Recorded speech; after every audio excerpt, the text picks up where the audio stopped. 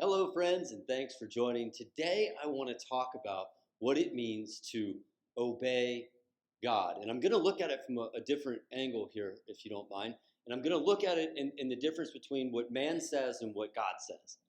And I think right now we're living in times where man or society or people are saying all kinds of things, but what is God saying? For example, I want you to think about this.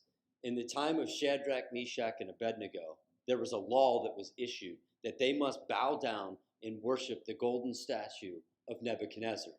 But they didn't do it.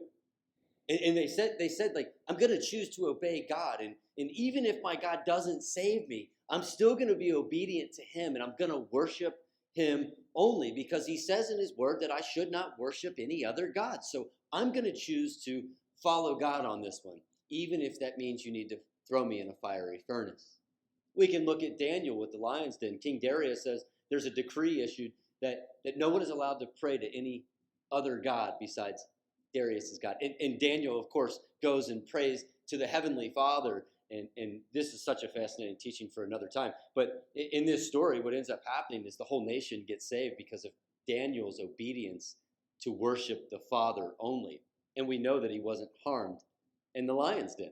We look at Rahab, how she hides Joshua and the spies that are coming to look at Jericho. And she's rewarded for doing something that's out of bounds, that she shouldn't have done. But she knew that there was something that the God that she heard about, that did all of these things in Egypt, is now moving his people towards this land. And she knew about this. So she chose to follow God.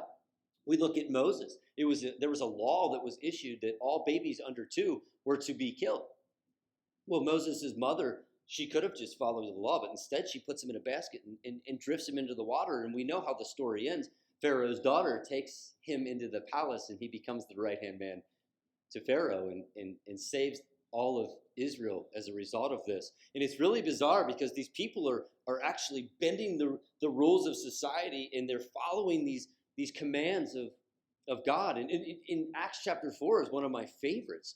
Peter and John are brought before the Sanhedrin, and they say to them, stop talking about this man, Jesus. And they say, choose for yourself whether it's good for us to obey you or obey God. See, we're going to obey God, and in fact, we're not going to shut up talking about Jesus. So friends, I bring this up because of all the things that are mandated in your life right now. I don't care what they are, and I don't care how you respond to them other than this. If you're a man of God or a woman of God, I pray that you would ask him to instruct you and that you would obey him more than anything else.